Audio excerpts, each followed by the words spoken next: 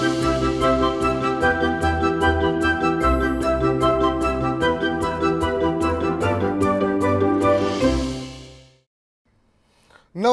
आभार, अभिनंदन, स्वागत आप सभी का। हेलो मनी 9, मेरा सवाल है मैं हूं विपुल सिंह और लगातार ये तीसरा कारोबारी सत्र है जब हम बाजार में सकारात्मक रुख देखने को हमें मिल रहा है।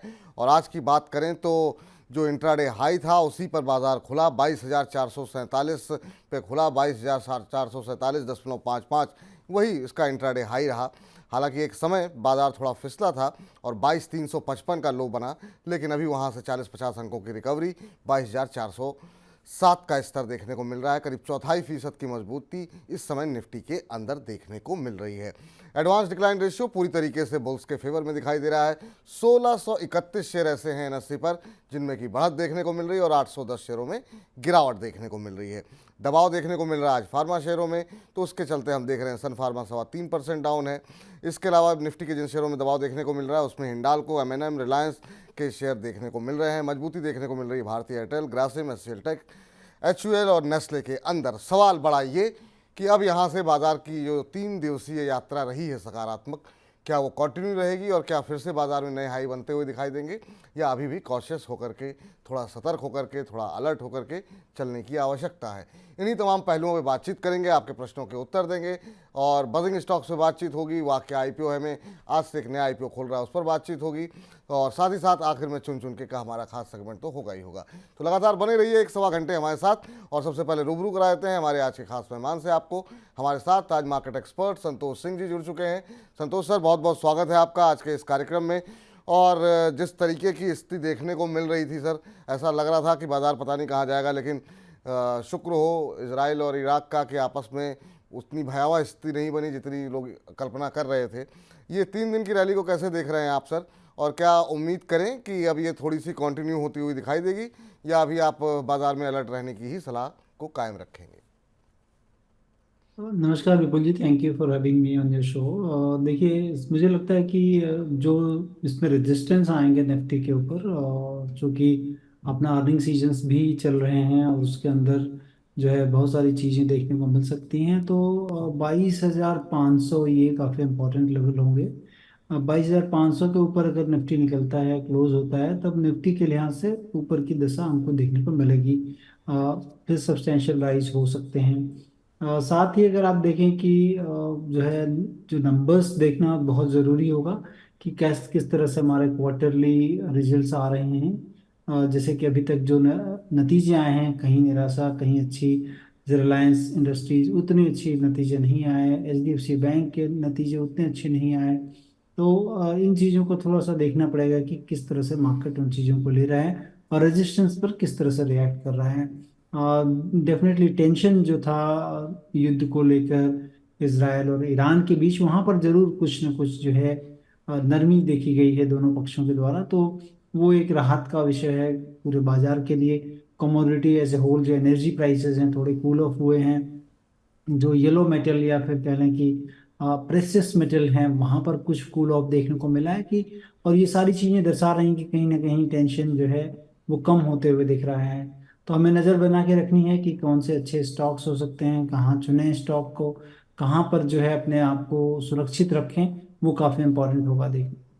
चलिए, ये राय यहाँ पर बाजार के ऊपर निकल करके आती हुई, और कार्यक्रम शुरू होने से पहले ही हमेशा की तरह बहुत सारे दर्शकों ने अपने प्रश्न भेज दिए हैं। शफीक अंसारी जी के प्रश्न से शुरुआत करते हैं। पहला प्रश्न उन्हीं का है। कह रहे हैं, नमस्कार विपुल भाई एंड संतोष सर। आपको भी नमस्कार शफीक भाई। परसिस्टेंट सिस्टम खरीदें क्या लॉन्ग टर्म के लिए? परसिस्टेंट सिस्टम पे कल भी हमने देखा कि काफ़ी सारे सवाल आ रहे थे। कारण मुझे नहीं पता कि एकदम से, क्योंकि इस पे सवाल कम आते हैं, लेकिन पिछले 1-2 दिन के अंदर एकदम से सवालों की संख्या बढ़ी है। कल हम लोगों ने हालांकि इस पर डिस्कशन नहीं किया था। अभी 3518 पे चल रहा है सर, और पिछले 5 दिन में 10% का निगेटिव रिटर्न यहाँ पर देखने को मिला है। एक महीने में करीब 13% का निगेटिव रिटर्न देखने को मिला है। अभी क्या करना चाहिए? क्या ये जो गिरावट है ये लोगों को आकर्षित कर रही है कि यहाँ पर जो है एक सकारात्मक रुख अपनाना चाहिए? आपकी क्या सलाह रहेगी सर परसिस्टेंट सिस्टम को लेकर के? चौथी तिमाही के नतीजों के बाद हमने देखा कि शेयर में गिरावट थोड़ी बढ़ती हुई दिखाई दी है, अच्छे नतीजे नहीं रहे। देखिए, हाँ, क्योंकि अगर नतीजों के लिहाज से देखें कि थोड़ी सी निराशा जो है जरूर हुई है, क्योंकि जो कह लें कि ऑपरेटिंग प्रॉफिट मार्जिन कंपनी की लास्ट क्वार्टर से गिरी है, 17% के आसपास है, जो कि प्रीवियस क्वार्टर में 18% थी। ईयर ऑन सॉरी, हाँ, पूरे साल की अगर बात कर ले तो लेकिन अगर क्वार्टर क्वार्टर पे बराबर है मार्जिन, कोई गेन देखने को नहीं मिला, इसलिए ऐसा दिख रहा है। नंबर्स प्रीवियस क्वार्टर से अच्छे हैं, लास्ट ईयर से अच्छे हैं, लेकिन वैल्यूएशन इतनी ज़्यादा है कि उम्मीद लोगों को है कि कंपनी में ग्रोथ रेट ज़्यादा रहेगी, इसीलिए वैल्यूएशन इनको दिए जा रहे हैं। मुझे लग रहा है कि कंपनी अच्छी है और कंपनी को निचले स्तरों पर आपको देखना चाहिए। इस जगह तो नहीं, क्योंकि अभी थोड़े से रिएक्शंस चल रहे हैं, लेकिन हाँ, 3,000 के आसपास अगर लेवल आ जाता है तो अट्रैक्टिव होगा और वहाँ से आप खरीदारी शुरू कर सकते हैं। तो अभी नहीं, थोड़ा इंतजार कीजिए सर, 3,000 के आसपास मिलता है तो अवश्य आप अपनी जो खरीदारी की इच्छा है उसको पूरी कर सकते हैं। आयुष अग्रवाल जी की टिप्पणी आई है। विपुल सर नमस्कार। नमस्कार आपको भी। इसके अलावा आयुष अग्रवाल जी कह रहे हैं सर आपका ये शो बहुत अच्छा लगता है, मैं हमेशा देखता हूँ और काफ़ी सहायता होती है मनी नाइन से। बहुत बहुत शुक्रिया, बहुत बहुत धन्यवाद आयुष जी अपनी इस टिप्पणी के लिए। इनका प्रश्न भी है आयुष जी का, और इनका प्रश्न है जियो फाइनेंस के ऊपर। 50 शेयर ले रखे हैं 230 के भाव पर, और इन्होंने कहा 230 पे लिया था, 320 पे इन्होंने बेच भी दिया। अच्छा अच्छा, अब सवाल इनका ये कि अब एंट्री कहाँ लें। जियो फाइनेंस के नतीजे भी आए सर, जियो फाइनेंस के नतीजे भी ठीक रहे, और शेयर के अंदर हमने देखा कि एक बढ़त देखने को मिली थी। आज 1.5% के आसपास की, 1.25% के आसपास की मजबूती है, और ये निकल चुके हैं यहाँ से 230 पे लेके 320 पे। अच्छा प्रॉफिट यहाँ पे कमाया है। अब दोबारा ये सोच रहे हैं कि अगर लें तो कहाँ लें, क्योंकि नीचे काफ़ी निचले स्तर पर इन्होंने पहले खरीदा था। तो आपकी क्या सलाह रहेगी इस जियो फाइनेंशियल को लेकर? देखिए, जियो फाइनेंशियल्स में काफ़ी डेवलपमेंट हुए हैं, नंबर्स पे वो चीज़ें नहीं दिख रही हैं, लेकिन कंपनी धीरे धीरे जो है ब्रोकिंग की तरफ जाने की सोच रही है। ब्लैक रॉक के साथ इन्होंने शायद टाई अप किया था, और उसके पहले जो कंपनी के दाम बढ़े थे उस समय एएमसी भी बनाने की कुछ बात चल रही थी इसमें, वेल्थ मैनेजमेंट को लेके। तो वो सारी चीज़ों के कारण जो है कंपनी के स्टॉक प्राइस में काफ़ी अच्छी बढ़त देखने को मिली है। लेकिन कंपनी के नतीजे अभी उस तरह से जो है नहीं है।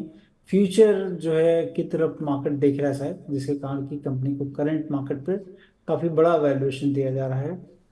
मैं कहूँगा कि इस जगह तो नहीं, तो अगर सब्सटैंशियल करेक्शन होता हो कहीं ना कहीं 340 के नीचे अगर मिलता हो, तो धीरे धीरे आपको एक्यूमुलेट करना चाहिए उस समय। जी, चलिए इस बीच जरा आदर्श जी से बातचीत कर लेते हैं। आदर्श जी को नमस्कार। सर नमस्कार। नमस्कार सर, और कैसे हैं सर? हम बहुत अच्छे हैं सर, आप कैसे हैं? कहाँ से बोल रहे हैं आदर्श जी आप? मैं सर प्रयागराज से बोल रहा हूँ। आप लोग की दुआ है, बढ़िया हैं। नहीं नहीं, हमारी दुआएं आप लोग के हमेशा। प्रोग्राम की वजह से और भी अच्छे हैं। बिल्कुल सर, ऐसे ही आप अच्छे बने रहिए। और संगम किनारे से बोल रहे हैं आप, बड़ा अच्छा लग रहा है आपसे बातचीत करके। कैसे लग रहे हैं मनी नाइन के कार्यक्रम सर आपको, और क्या प्रश्न है आपका? सर वनी नाइन के कार्यक्रम बहुत अच्छे हैं, और इससे काफी बहुत कुछ सीखने को मिल गया है, काफी अनुभव भी मिला है। धन्यवाद सर। क्या प्रश्न है सर आज का? हाँ सर, ये एंजल वन का मेरे पास 30 शेयर है, जी जी, 2950 रुपये। 2950 पे लिया आपने? जी।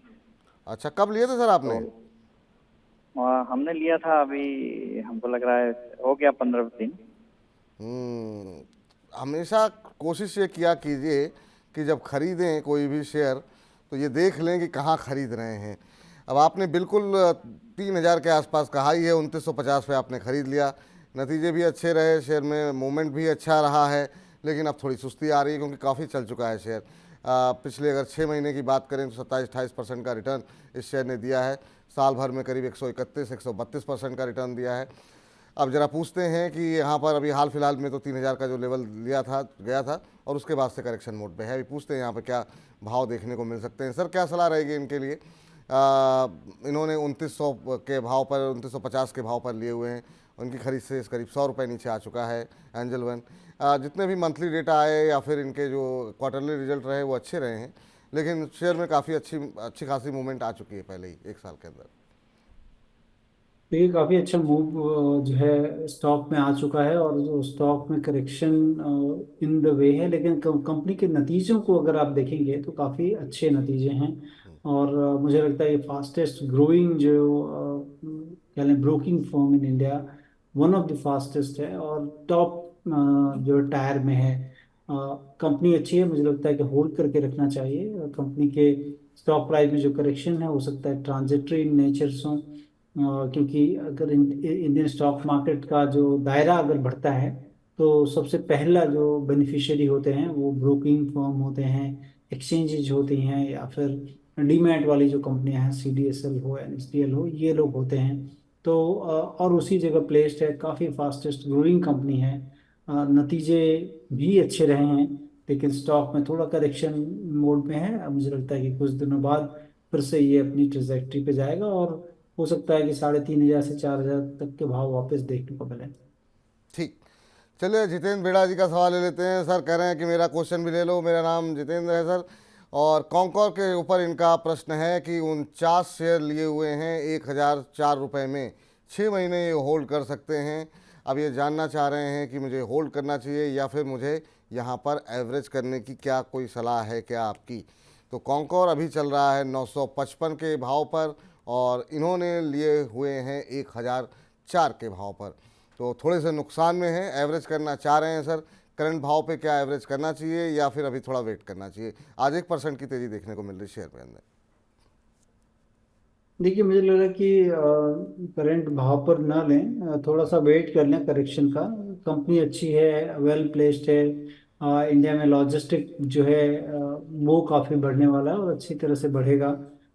फास्ट मूवमेंट ऑफ गुड्स होने वाले हैं, क्योंकि जो भी कह लें कि सरकार का एंडेवर है, रेलवे कॉरिडोर्स बन रहे हैं, अच्छे रोड्स बन रहे हैं, पोर्ट्स डेवलप हो रहे हैं, और इंडिया एक मैन्युफैक्चरिंग हब बनने जा रहा है। तो उसमें उसका जो परोक्ष रूप से लाभ इस कंपनी को भी होगा, और ये company well place to capitalize जो कह लें कि गेन है सारी वो होगी। लेकिन थोड़ी जो है आपकी इन्वेस्टमेंट की अवधि ज़्यादा लंबी दूरी का रखें, और यहाँ से सब्सटेंशियल करेक्शन हो तो और ऐड कर सकते हैं। ठीक, चलिए अगले दर्शक के पास चलते हैं। और मोटो जोशी जी कह रहे हैं कि दोनों सिंह साहब को नमस्कार। आपको भी नमस्कार जोशी जी, काफ़ी दिनों बाद जो है आपका प्रश्न आया है। टीटागढ़ रेल के ऊपर ये जानना चाह रहे हैं कि क्या इसमें फ्रेश एंट्री की जा सकती है या नहीं की जा सकती है। टीटागढ़ रेल में भी काफ़ी अच्छा मूव जो है वो देखने को मिला था, और अभी जो है 993 के आसपास ये शेयर आ चुका है। हाल फिलहाल में अगर देखें तो करीब पिछले 5 कारोबारी सत्र में करीब 7% के आसपास की रैली रही है यहाँ पर। अभी क्या करें सर, टीटागढ़ रेल को लेकर के क्या सलाह रहेगी, और ख़ास तौर से रेलवे शेयरों में एक तरफा जो रैली रही है वो थोड़ी थमती हुई, थोड़ी ठहरती हुई दिखाई दे रही है, तो क्या इस ठहराव में खरीदारी करनी चाहिए? देखिए, मुझे लगता है कि एक अच्छा रनअप ऑलरेडी आ चुका है, और ऑर्डर बुक काफ़ी है इनके पास, क्योंकि सरकार का जो उद्यम है कि बहुत सारी रेलवेज को जो है इंफ्रास्ट्रक्चर में चेंज करना है, रेलवेज के जो पुराने वोगन हैं उन सारी चीज़ों को चेंज करना है। और 27,000 करोड़ के ऊपर का जो है ऑर्डर बुक है कंपनी का। और कंपनी के अगर टीटीएम बेसिस पे रेवेन्यू देखेंगे तो 3,775 करोड़ के करीब है। तो काफ़ी बड़ी अपॉर्चुनिटी, मतलब ऑलमोस्ट 8 टाइम्स जो है अपने इसके रेवेन्यू का जो इनके पास ऑर्डर बुक है। और मुझे लगता है कि आपको ध्यान रखना चाहिए। अभी हाल फिलहाल बीच में करेक्शन हुआ था एक बार स्टॉक्स में, 800 रुपये के आसपास आया था, तो उस समय ध्यान रखना चाहिए, और करंट मार्केट प्राइस पर थोड़ा अवॉइड करें। कंसोलिडेशन में स्टॉक है तो निचले स्तरों पर जब कभी मिले तो आपको एक्यूमुलेट कर सकते हैं। थोड़ा ही लें, क्योंकि ऑलरेडी एक बड़ा लार्जर पाई जो है इसमें रन का ऑलरेडी हो चुका है। सेकेंड लेग ऑफ रन के लिए भी कंसोलिडेशन में है स्टॉक, तो उस लिहाज से थोड़ा थोड़ा एंटर करें। ठीक, चलिए जरा गगन अग्रवाल जी हमारे साथ जुड़ चुके हैं, और गगन जी को नमस्कार है। नमस्कार नमस्कार सर, हाउ आर यू? हम बहुत अच्छे हैं सर, आप कैसे हैं और कहाँ से बोल रहे हैं? I am from Nainital. Nainital से बोल रहे हैं, चलिए बड़ी अच्छी बात है सर। जी, इतनी जी, गर्मी के मौसम में बिल्कुल, नैनीताल बिल्कुल। की हवा तो नहीं मिल सकती, पर नैनीताल वालों से बात करके ही अनुभूति कर सकते हैं। Thank और you, बताइए सर, thank कैसे हैं you आप? so much। बस मैं बिल्कुल ठीक हूँ। क्या प्रश्न है सर आपका? मेरी एक छोटी सी क्वेरी थी जी। कि जेंसॉन इंजीनियरिंग के शेयर मैंने लास्ट मंथ लिए थे, अराउंड अच्छा। 1300 shares at the price of 1050। जनसोल के आपने 1050 के भाव पे लिए हैं ना? जी जी जी। किसके कहने पे लिए थे सर आपने? ये थोड़ा सा स्टडी किया था मैंने, और काफी न्यूज भी आ रही थी, काफी चैनल, और कुछ फ्रेंड्स हैं हमारे जिन्होंने इस पर राय दी थी। चलिए ठीक है, अब तो आपने ले लिए हैं 1000। लगा। जी जी, 1050 पे अब तो आपने ले लिया है। यहाँ पर अगर हम देखें तो इस शेयर में पूरे साल भर की अगर बात करें तो करीब 28% के आसपास का नेगेटिव रिटर्न यहाँ पर देखने को इस शेयर के अंदर मिला है और पिछले 6 महीने में करीब 15-16% चला है, यानी बाज़ार की दिशा से बिल्कुल विपरीत एक तरीके की चाल यहाँ पर देखने को मिली है। अब होता यह है कि इस तरह की कंपनियों में काफ़ी तेज़ी के साथ चढ़ाव भी आता है और गिरावट भी आती है।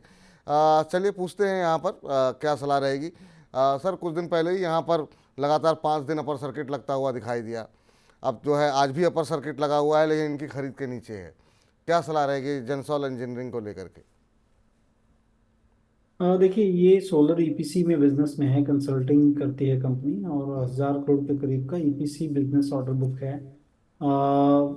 जितनी भी कंपनियां रिन्यूएबल स्पेस में हैं, बीट कंसल्टिंग और ईपीसी, आप देखेंगे कि महंगी रहती हैं कंपनियां। और यहाँ पर अपॉर्चुनिटी साइज अगर आप इंडिया में देखें, सरकार के एंडेवर के कारण कि रिन्यूएबल पे बहुत ज़्यादा फोकस है और इंडिया जो है one of the leading Nations in the world है जहाँ पर कि सोलर पे काम हो रहा है, काफ़ी बड़े स्तर पर काम हो रहा है और काफ़ी कंपनियां लगी हैं। वन ऑफ द कंपनी जेंसॉल भी है इसमें, जो कि इसके ईपीसी के में काम करती है। मुझे लगता है कि करंटली कंसोलिडेशन है, क्योंकि जितनी भी कंपनियां हैं अपॉर्चुनिटी साइज को देखते हुए ये सारी कंपनियां महंगी मिलती हैं आपको, क्योंकि हर किसी को पता है कि इनकी अर्निंग्स आने वाली है, जिसके कारण कि शेयर्स थोड़े महंगे होते हैं। और महंगे शेयर्स को जो तरीके हैं कि आप उनको जो है गिरावट हो या किसी भी मार्केट डीप करेक्शन में आपको लेना चाहिए, और शायद इन्होंने थोड़ी ऊपर की खरीदारी की है। अब मुझे लगता है कि 1000 रुपये के ऊपर वापस अगर चलता है ये स्टॉक तो इसमें एक तेजी होगी जो कि तकरीबन 250 से 300 रुपये की तेजी हो सकती है। देखने से ऐसा लग रहा है। और अभी मार्च क्वार्टर के रिजल्ट्स नहीं आए हैं तो आप नज़र रखें रिजल्ट्स पे, कंपनी का परफॉर्मेंस कैसा रहता है। बट ऐसा लग रहा है कि चूंकि जो भी कंपनियां हैं इस क्षेत्र में ऑर्डर बुक काफ़ी स्वेल कर रहे हैं, नंबर्स तो अच्छे ही आएंगे। Is a matter of time कि कितना समय लगेगा, थोड़ा यहाँ पर कंसोलिडेशन में है, लेकिन यहाँ से भी 25-30% बढ़ सकता है स्टॉक। बढ़ सकता है, तो होल्ड करने की सलाह आपको यहाँ पर दी जा रही है। मीनाक्षी जी का सवाल ले लेते हैं। यूट्यूब के माध्यम से इन्होंने अपना प्रश्न भेजा है, मीनाक्षी लाल जी ने, और कह रही हैं hello Vipul sir and Santosh sir. Hello Meenakshi ji, कैसी हैं आप? कह रही हैं सर अदानी पोर्ट और अदानी पावर में एंट्री पॉइंट बताइए। अदानी समूह पे काफ़ी टाइम हो गया सर हम लोगों को बातचीत किए हुए, और ऐसा लग रहा है कि जो बुरे दिन थे वो शायद काफ़ी हद तक जा चुके हैं। सभी शेयरों में निचले स्तरों से काफ़ी अच्छी रिकवरी आ चुकी है। ओवरऑल अदानी ग्रुप पे आपकी राय, और ख़ास तौर से अदानी पोर्ट में ये एंट्री पॉइंट जानना चाह रही हैं, अदानी पावर पे एंट्री पॉइंट जानना चाह रही हैं, क्या सलाह रहेगी सर आप? देखिए, पूरे समूह पे मुझे लग रहा है कि देखें कि इंडिया के इंफ्रास्ट्रक्चर में काफ़ी काम करती है कंपनी, और जो इंडिया के सबसे बड़े पोर्ट्स होल्ड करती है लिस्टेड जो स्पेस में।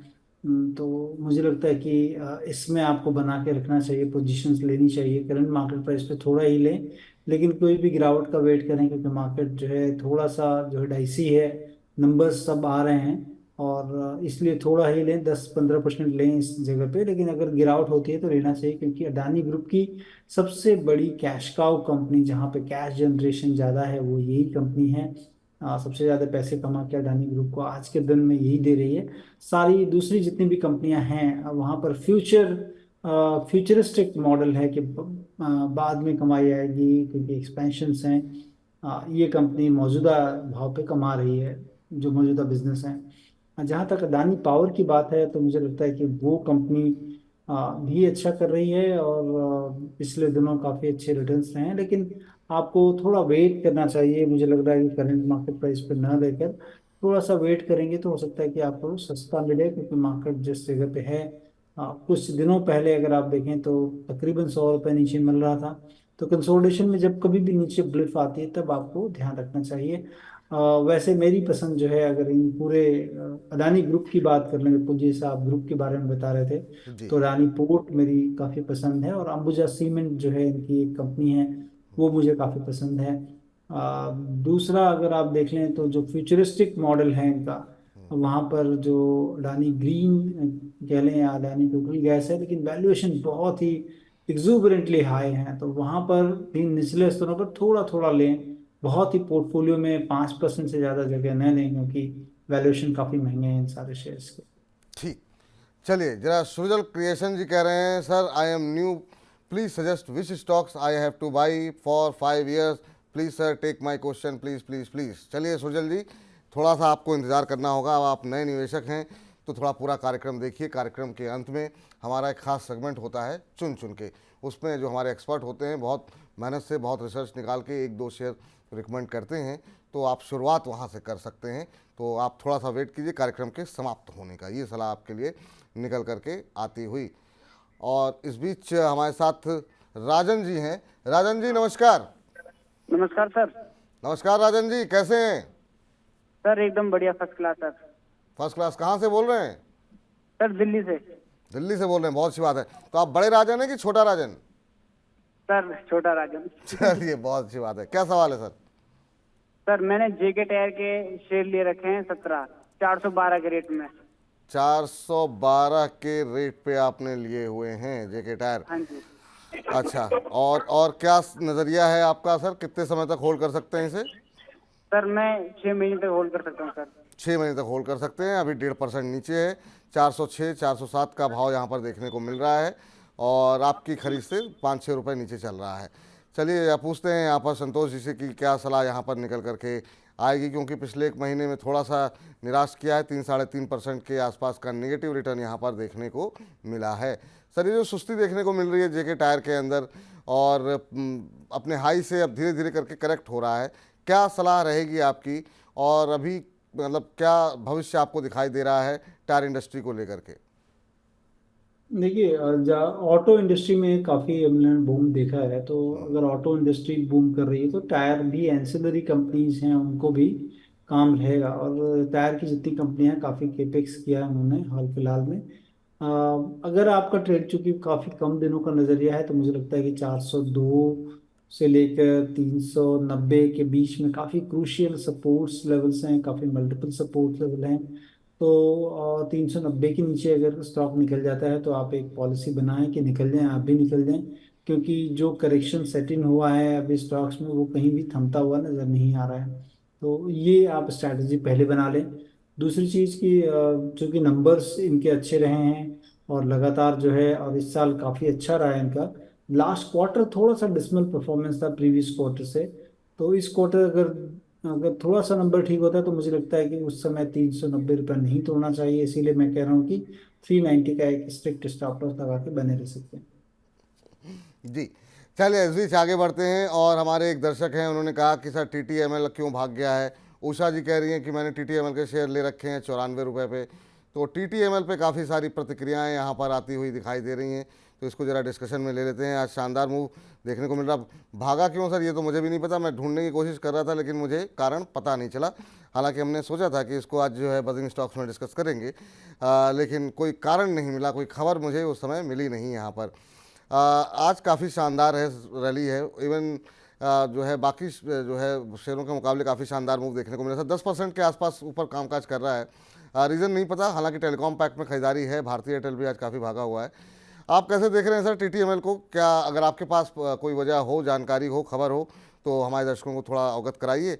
वैसे आज 10% ऊपर है और इन्होंने 94 पे लिया हुआ है और उषा जी ने, और वो नुकसान में हैं अभी भी। क्या सलाह रहेगी उनके लिए? देखिए सबसे पहली चीज़ कि मेरे को ये बिजनेस ही नहीं समझ में आता है, और लोगों में पता नहीं क्यों इसको लेकर काफ़ी उत्साह है। हो सकता है कि प्राइस मूवमेंट को देखकर ज़्यादा उत्साह रहता है लोगों में, क्योंकि प्राइस अगर ज़्यादा जो है मूव करता है, अप मूव करता है, तो काफ़ी लोग जो है इन्वेस्टर्स उस चीज़ को फॉलो करते हैं। लेकिन अगर नंबर्स, हम लोग तो हमेशा देखते हैं कि कंपनियां क्या डिलीवर कर रही हैं, और स्टॉक प्राइस और डिलीवरी में काफ़ी मिसमैच दिखता है। क्योंकि अगर आप देख लें पूरे जो है TTM बेसिस पे तो 522 करोड़ रुपए ऑपरेटिंग प्रॉफिट है। नेट प्रॉफिट की बात कर लें तो मुझे लग रहा है कि मेरे पास जो नंबर है नेट प्रॉफिट के 2012 से लेकर अभी तक कंपनी लगातार लॉस कर रही है नेट प्रॉफिट लेवल पे। अब लास्ट TTM बेसिस पर भी देखेंगे तो 1196 करोड़ का लॉस है। और लोग ने पहले तो काफ़ी रूमर्स थे इसमें, जो कि 200-300 रुपए गया था स्टॉक, कि ये टाटा नूमो के लिए काम करेगा, ऐप आएगा, बहुत सारी चीज़ें थी कवायद। लेकिन मैं तो मुझे कुछ नहीं मिलता ऐसे स्टॉक में। और ऐसे स्टॉक से अगर आप बैलेंस शीट देखेंगे तो इसमें रिजर्व एंड सरप्लस मतलब माइनस है, कंपनी का नेटवर्थ माइनस में है। तो वो भी तकरीबन 20,000 करोड़ रुपए के करीब नेटवर्थ माइनस है। फिर भी स्टॉक मार्केट में लोग जो है पता नहीं किस चीज़ को देखकर ट्रेड कर रहे हैं, मुझे नहीं पता। आई थिंक मेरी तरफ से तो अवॉइड की सलाह होगी। तो उषा जी इनके पास है 94 रुपये पे, क्या फिर नुकसान बुक कर लें? मेरे पास होता तो मैं कर लेता, मैं इतना कह ठीक, सकता हूँ। बिल्कुल स्पष्ट राय जो है वो दर्शकों को मिलती रहे, वो ज़्यादा स्पष्ट है। मनोज गर्ग जी का प्रश्न आया है, कह रहे हैं नमस्कार विपुल जी। नमस्कार मनोज जी, कैसे हैं आप? कह रहे हैं मुझे आपका कार्यक्रम बहुत अच्छा लगता है, मैं रोज़ देखता हूँ, लेकिन आप मेरा प्रश्न नहीं लेते हैं। सर आज ही ले लेते हैं, आप नाराज़गी जाहिर मत कीजिए। कह रहे हैं काफ़ी दिनों से पूछ रहा हूँ, प्राज इंडस्ट्रीज़ के इनके पास शेयर हैं, 50 शेयर ले रखे हैं 490 के भाव पर, लंबी अवधि का इनका नज़रिया है और 2 साल के लिए क्या करना चाहिए ये जानना चाह रहे हैं। प्राज इंडस्ट्रीज़ अभी अगर हम ज़रा नज़र डालते हैं क्या स्थिति देखने को मिल रही है, तो करीब 2.25% ऊपर 529-530 का भाव यहाँ पर इस समय देखने को मिल रहा है और इन्होंने 490 के भाव पर लिए हुए हैं, तो मुनाफे में बैठे हुए हैं सर। करीब करीब इनको जो है 40 रुपये के आसपास पर शेयर का इनको मुनाफा हो रहा है। अभी भी नज़रिया लंबी अवधि का है, होल्ड कर सकते हैं। हालांकि वैसे देखा जाए तो पिछले 5-6 महीने में कोई खास प्रदर्शन नहीं रहा है शेयर का, करीब 2% के आसपास का नेगेटिव रिटर्न ही देखने को मिला है। आपकी सलाह क्या रहेगी प्राज इंडस्ट्रीज़ को लेकर के?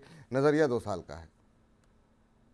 देखिए मुझे लगता है कि पॉजिटिव हूँ मैं, क्योंकि कंपनी एथेनॉल प्लांट्स बनाती है और पूरी दुनिया में जिस तरह से लोगों का उद्यम है कि, या सरकारों का उद्यम है कि कम से कम जो है हम पोल्यूट करें अपने इन्वायरमेंट को, और इन्वायरमेंट जो पोल्यूशन कम होने में इथेनॉल ब्लेंडिंग जो है वो काफ़ी इंपॉर्टेंट हो जाती है कि हम फ्यूल के अंदर इथेनॉल की ब्लेंडिंग करके फ्यूल को से काम चलाएं, पेट्रोल के अंदर, डीजल के अंदर। और वो जो एथेनॉल ब्लेंडिंग होता है उसका पूरा प्लांट कंपनी बनाती है, और अभी एक ग्लोबल कंपनी हो गई है, बाहर के देशों में भी काफ़ी डिमांड है इस चीज़ की। तो बिजनेस एज सच मुझे अच्छा लगता है, और कंपनी के अगर कामकाजी मुनाफे देखेंगे तो वो भी जो है काफ़ी बेहतर हैं। और सबसे बड़ी चीज़ की डेट नहीं है कंपनी पे, 27 करोड़ 37 करोड़ के करीब का डेट है। कैश इक्विवेलेंट 240 करोड़ है, मतलब नेट डेट जो है नील है। नेट कैश पॉजिटिव है कंपनी। और अपॉर्चुनिटी साइज काफ़ी बड़ी है, तो उस लिहाज से मुझे लगता है कि आपको होल्ड करके रखना चाहिए। और चूंकि मुझे लगता है 502 500 के आसपास का ब्रॉडर आप स्टॉप लॉस बना लें और लंबी अवधि के बन में रहने की कोशिश करें। जी, ये राय आपके लिए निकल करके आती हुई जरा अभिषेक जी से बातचीत कर लेते हैं। हमारे साथ अगले दर्शक जुड़ चुके हैं। अभिषेक जी को नमस्कार। जी सर नमस्ते। नमस्ते सर, कैसे हैं? कहाँ से बोल रहे हैं? दिल्ली से? जी सर मैं दिल्ली से बोल रहा हूँ। अच्छा, दिल्ली में किस जगह से सर? दिल्ली में सर जामिया मिलिया इस्लामिया यूनिवर्सिटी है ना, हाँ हाँ हाँ उस साइड में रहता हूँ। अच्छा अच्छा, बहुत अच्छी बात सर, बहुत बढ़िया सर। और बड़ी फेमस यूनिवर्सिटी है जामिया मिलिया जो है, और ख़ास तौर से वहाँ पर बड़ी संख्या में लोग मास कम्युनिकेशन जो है वो पढ़ने जाते हैं, बाकी सारी भी विद्याएं वहाँ लोग सीखते हैं। क्या सवाल है सर आपका? जी सर मेरे पास बहुत सारे शेयर तो है, लेकिन अभी मैं क्वेश्चन पूछना चाहता हूँ हिंदुस्तान एरोनॉटिक्स लिमिटेड के बारे में। HCL पे आपका सवाल है, कितने शेयर हैं, किस भाव पे हैं? सर मेरे पास 13 शेयर है, 3067 पे मैंने लिया था, तो अभी इसको होल्ड करें या सेल कर दें? अच्छे खासे मुनाफे में बैठे हुए हैं, और क्या चाहिए, मतलब हर शेयर पे 800 रुपये आपको मिल रहे हैं, तो जो है अब कब तक होल्ड करना चाहिए, ये महत्वपूर्ण सवाल है। और वाकई में इस पर हमने जब भी डिस्कशन किया, और एक तरफा चाल रही है इस शेयर के अंदर, जब पूरा PSU स्टॉक्स बाकी डिफेंस रेलवे टूट रहा था, तब भी वहाँ पे इस तरीके का करेक्शन नहीं देखने को मिला जैसा बाकी शेयरों में देखने को मिला है। 15% की रैली पिछले 1 महीने के अंदर देखने को मिली है। 6 महीने में शेयर डबल हो गया, 106% का रिटर्न, और साल भर की बात करें तो करीब 170% का रिटर्न। सर HL में 800 रुपये से ज़्यादा का इनको पर शेयर मुनाफा हो रहा है, कहाँ प्रॉफिट बुक करना चाहिए? देखिए मुझे लगता है कि होल्ड करें, क्योंकि कंपनी तो, सरकार का जो उद्यम था कि हम अपने डिफेंस प्रोक्योरमेंट खुद जो है खुद ही करें, खुद ही बनाएं अपनी सारी चीज़ों को, और उसमें one of the leading company है ये, जिसके में 82,000 करोड़ रुपए के आसपास का इनके पास ऑर्डर बुक है, तो काफ़ी बड़ा ऑर्डर बुक है। दूसरी चीज़ जो है इनके जो कुछ कॉन्ट्रैक्ट और नेगोशिएशंस रहे हैं वो एटलीस्ट जो है छोटी छोटी काफ़ी कंट्रीज़ के अंदर मैं देख रहा हूँ, Philippines, Argentina, Egypt, Sri Lanka, Maldives, Botswana, ये तमाम कंपनियों तमाम जो है देशों के से हैं इनके पास। और जो है तकरीबन 150 USD million 150 million US dollars का जो है ऑर्डर बुक एक्सपेक्ट कर रहे हैं। तो अपॉर्चुनिटी साइज अब धीरे धीरे बाहर का भी खुल रही है। इसका मतलब है कि कंपनी में ग्रोथ होगा, इनकी अर्निंग्स का काफ़ी ग्रोथ होगा। तो होल्ड कर कर रखें, लंबी अवधि का नजरिया बना कर। लंबी अवधि का नज़रिया बना करके होल्ड करने की ही सलाह आपको यहाँ पर दी जा रही है। और इस बीच आज बड़ी संख्या में सवाल जो है इरकॉन पे आ रहे हैं, तो अब सबके नाम तो नहीं ले पाएंगे, तो श्रीकांत पाटिल जी के नाम से सवाल लिया जा रहा है। लेकिन हाँ, आप लोग के सवाल आपके शेयरों पे चर्चा हो जाए, ये ज़्यादा महत्वपूर्ण है बजाय कि आपके नाम के साथ चर्चा हो। तो इरकॉन पे 75 शेयर इन्होंने लिए हुए हैं 247 के भाव पर, और अभी जो भाव देखने को मिल रहा है इरकॉन के ऊपर वो देखने को मिल रहा है करीब करीब 226 रुपये के आसपास। अभी 0.25% के आसपास की रैली यहाँ पर देखने को मिली है। इन्होंने 247 पे लिया हुआ है, तो इनको 20-21 रुपये पर शेयर का नुकसान हो रहा है। रैली अच्छी रही, लेकिन बहुत सारे लोग ऐसे रहे जो रैली में थोड़ा सा ऊपर की तरफ जिन्होंने जा कर के ख़रीदारी की, और इन्होंने तो कुछ ज़्यादा ही ऊपर ख़रीद लिया। 250 के आसपास शेयर गया था और वहीं जा कर के इन्होंने 247 पे ही इन्होंने ख़रीदा हुआ है, जो अगर इन्होंने हाल फिलहाल में ख़रीदा हो 5-6 महीने के अंदर। तो क्या सलाह रहेगी सर? 247 पे लिया हुआ है, रैली अच्छी रही है, और जो बाकी लोग लोअर लेवल पे लेकर के रखे हुए हैं और वेट कर रहे हैं कि इलेक्शन तक का, या कुछ लोग कह रहे हैं उसके आगे भी रखेंगे, अभी यहाँ पे काम होना बाकी है। अब दर्शक खुद ही टिप्पणियाँ करते रहते हैं, कमेंट बॉक्स में भी हम देखते हैं कि काफ़ी ज़्यादा लोग रेलवे के बारे में और बाकी PSUs के बारे में काफ़ी सारे कमेंट एक दूसरे को ही सजेस्ट करते रहते हैं। आपकी क्या सलाह रहेगी इरकॉन पे? देखिए, मेरी सलाह है कि आप होल्ड रखें, क्योंकि ये कंपनी रेलवे कंस्ट्रक्शन में जो है काम करती है और कंपनी के पास काफ़ी बड़े ऑर्डर बुक हैं, जिसके कारण कि इसमें लगता है कि रेवेन्यू सस्टेनेबिलिटी इनकी रहेगी आने वाले दिनों में। और मुझे लग रहा है कि अगर गवर्नमेंट रिपीट होती है तब और भी जो है, क्योंकि अगर आप देखें इंफ्रा पर सरकार काफ़ी खर्च कर रही है, चाहे रोड के इंफ्रा हो, रेलवे इंफ्रा हो, एयरवेज हों, चाहे वो पोर्ट हों, इन तमाम चीज़ों पर सरकार का काफ़ी नज़र है और उसको काफ़ी प्रोत्साहन भी दे रही है सरकार, जिसके कारण कि इन कंपनियों को काफ़ी फायदा होगा। और इनके रेवेन्यू का I think more than 2 times जो है इनके ऑर्डर बुक हैं। तो ये सारी चीज़ें, और वैल्यूएशन भी रिजनेबल है इनके। कंपनी पे कहने की नेट डेट के हिसाब से निल है। ऐसे डेट दिखा रहा है तकरीबन 1700 करोड़, लेकिन कैश इक्विवेलेंट भी 5500 करोड़ के करीब पड़ा हुआ है, जिसे हम नेट डेट बोलते हैं, निल है कंपनी में। ROE 15% के आसपास का है। तो ये सारी चीज़ें जो हैं ये दिखा रही है कि कंपनी अच्छी है। टाइम इज़ ए फैक्टर, ये टाइम थोड़ा सा साइडवेज कंसोलिडेशन है, क्योंकि नंबर के लिहाज से अगर देखें तो लास्ट के 2 क्वार्टर जो है वो एक बराबर के नंबर थे नेट प्रॉफिट पे, इसलिए थोड़ा कंसोलिडेशन है। लेकिन आई एम क्वाइट श्योर कि कंपनी के स्टॉक प्राइस में आने वाले दिनों में काफ़ी अच्छा गेन हो सकता है। ठीक, ये सलाह निकल करके आ रही है। सबिहा सैयद जी कह रही हैं कि hello Vipul sir, Santosh sir, good afternoon, very good afternoon. कह रही हैं आप लोग कैसे हैं? हम बहुत अच्छे हैं मैम, उम्मीद करते हैं आप भी बहुत अच्छी होंगी। परसिस्टेंट सिस्टम पे इनका सवाल है, 3975 में लिया है। सर मैम सॉरी, अभी थोड़ी देर पहले या कार्यक्रम समाप्त होने के बाद शाम को 8 बजे जी पूरा बातचीत का जो सिलसिला हम 8 बजे भी अपलोड करते हैं, तो आप जो है ना इस पूरे कार्यक्रम को देखेंगे, शुरू में 2-3 सवालों में ही आपको अपने प्रश्न का उत्तर मिल जाएगा। कल भी आपका प्रश्न आया था, आज भी आया है, तो मैंने सोचा कि आपको क्लैरिफाई कर दें कि इस शेयर पर डिस्कशन हो चुका है। दिलदार जी हमारे साथ जुड़े हैं पंजाब से। सर आपका नाम ही दिलदार है, अब क्या ही बोल सकते हैं। नमस्कार सर। सर नमस्कार जी सर। नमस्कार, कैसे हैं सर? सर बड़े सर, आप सुना सर? हम बहुत अच्छे हैं सर, और खाली आपका नाम दिलदार है, वाकई में दिलदार हैं आप। सर ये तो अभी पता लगेगा बाद में। बिल्कुल, जब मुलाकात होगी तो पता लगेगा। बिल्कुल सही कह रहे हैं सर। कैसे लग रहे हैं मनी 9 के कार्यक्रम आपको? सर बहुत बड़ी लग रहे हैं सर, बहुत कुछ सीखने को मिल रहा है वहाँ से हमें। Thank you sir, thanks a lot. बताइए क्या प्रश्न है सर, क्या सवाल पूछना चाह रहे हैं? सर मेरा सर सवाल है करोड़ पैसा बैंक के ऊपर। मैंने सर 100 शेयर लिया हुआ है 132 रुपए का। अच्छा, 180 पे लिए हुए हैं। चलिए 10-11 रुपए का नहीं प्रॉफिट हो। नहीं सॉरी सर, 132 132, ओहो, चलिए मुबारक हो सर दिलदार जी, मुनाफा भी दिलदार वाला ही हो रहा है आपको। बिल्कुल, तो कितने समय तक होल्ड कर सकते हैं आप सर? सर मैं 1 साल तक होल्ड कर सकता हूँ। 4 साल तक? सर 1 साल तक। 1 साल तक, ठीक है। 132 पे आपने लिए, 191 का भाव है, करीब करीब जो है 60 रुपये पर शेयर का भाव, 60 रुपये पर शेयर का मुनाफा इनको यहाँ पर हो रहा है। अच्छे रिटर्न यहाँ पर देखने को मिले हैं। पिछले 1 महीने में अगर हम देखें तो करीब 5-6% का रैली रही है। पिछले 6 महीने में 36% के आसपास ये शेयर चला है, और पिछले 1 साल में धीरे धीरे करके डबल हो चुका है ये शेयर। सर क्या सलाह रहेगी इनके लिए? और 1 साल और होल्ड कर सकते हैं। क्या होल्ड करना चाहिए या एक बार के लिए प्रॉफिट बुक करना चाहिए? और 132 पे लिए हैं, 192 के आसपास शेयर ट्रेड करता हुआ। देखिए, मुझे लगता है कि होल्ड रखें और एक स्टॉप लॉस जरूर बना लें इसमें, तकरीबन 175 रुपये के आसपास। कंपनी जो है के कामकाजी नतीजे अच्छे रहे हैं। प्राइस टू बुक जिसे हम देखते हैं बैंकों में 1.79 के आसपास है। मतलब थोड़ा ठीक है, और बहुत सस्ता भी नहीं है और बहुत महंगे भी नहीं है।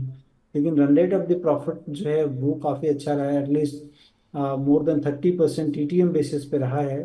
और अगर आप देखें तो 2012 से लेकर अभी तक highest profit company TTM basis पर पोस्ट की है। तो ये तमाम चीज़ें देखते हुए लग रहा है कि बैंक में और भी फर्दर गेन आ सकते हैं, कंसोलिडेशन में डेफिनेटली आ सकता है, या कभी भी नतीजे खराब आए तब निराश होता है मार्केट, और उस समय मार्केट प्राइस काफ़ी गिरते हैं। इसीलिए कह रहा हूँ कि 175 के नीचे अगर स्टॉक प्राइस जाता है, इसका मतलब है कि there there will be some problem with the bank, और फिर आपको तब निकल जाना चाहिए, that to be on a closing basis. ठीक। चलिए, इस बीच जो है फटाफट 1-2 सवालों के उत्तर देते हैं सर, बजिंग स्टॉक्स की तरफ बढ़ना है। और स्वाति मोरे जी कह रही हैं big fan, hello money 9, big fan Santosh sir और विपुल सर। तो इनका बहुत बहुत शुक्रिया मैम। और उज्जीवन स्मॉल फाइनेंस के बैंक के बारे में जानना चाह रही हैं, बाइंग लेवल बता दीजिए, किन लेवल्स पे एंट्री करनी चाहिए उज्जीवन स्मॉल फाइनेंस बैंक के अंदर sir? Ujjivan small finance bank, देखिए मुझे लग रहा है कि थोड़ा सा जो है, अगर आप देखें प्राइसी है स्टॉक।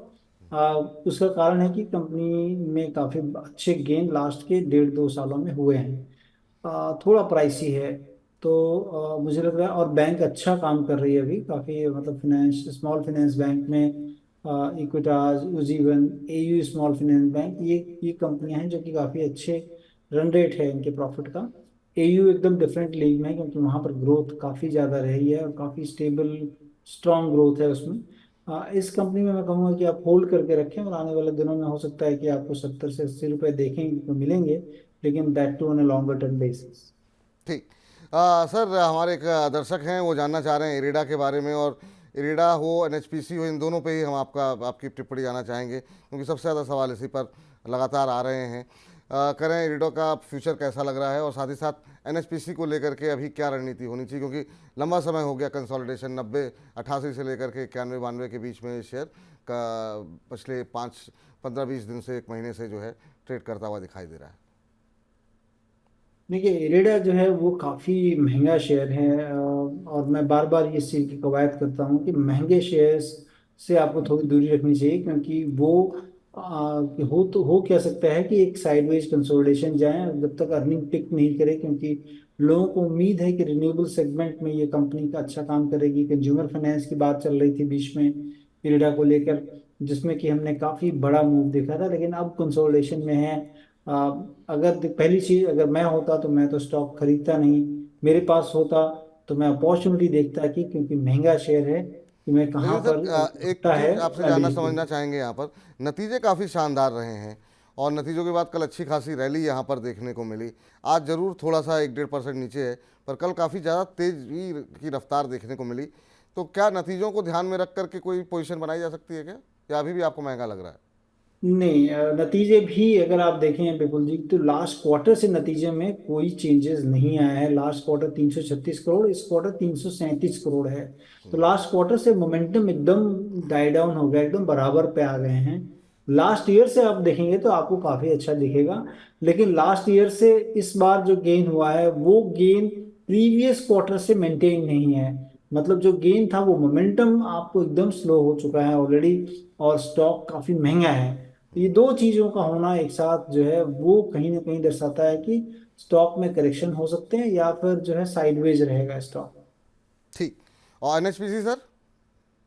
NHPC मुझे लगता है कि उलट, मुझे ये कंपनी अच्छी लगती है कि आने वाले टाइम पे इसमें जो है आपको देखना चाहिए, और गिरे हुए प्राइस पर कभी भी अगर करेक्शन स्टॉक में आता है ड्यू टू एनी न्यूज़, क्योंकि काफ़ी बड़े जो है इन्वेस्टमेंट के प्लान हैं फ्यूचर, जो रिन्यूएबल स्पेस में काफ़ी बड़े इन्वेस्टमेंट के प्लान हैं NHPC और SJVN दोनों कंपनियों के। तो ये मुझे लगता है कि किसी भी भाव में यहाँ पे खरीदें, करेक्शन होता है 5 to 10% करेक्शन में भी आपको देखना चाहिए।